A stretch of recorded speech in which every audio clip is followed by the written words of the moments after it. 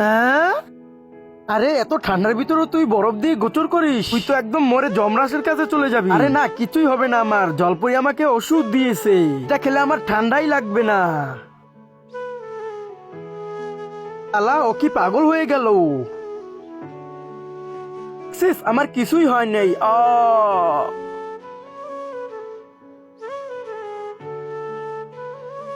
Hello পণ্ডিত মশাই, একটু আসেন তো, একটা মানুষ মরেছে।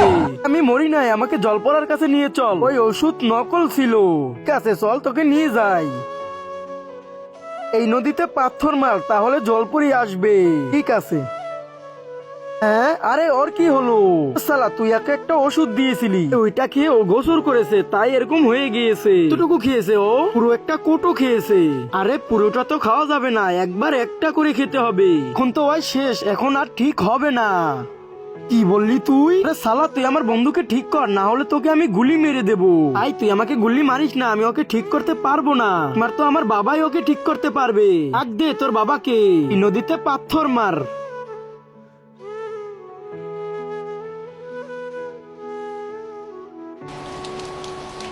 ভাই, এটাতে কিছুই হবে না, আরো বড় পাথর মার।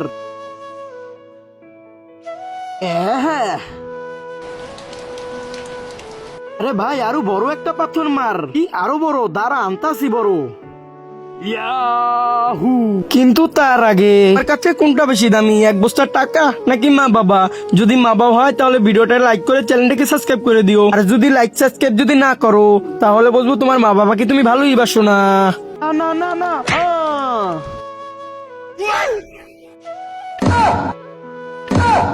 আরে সালা, তুই আমার বাবার ঘাড় ভেঙে দিলি। তোদেরকে আমি অভিশাপ দিলাম, তোরা পাথর হয়ে যাবি।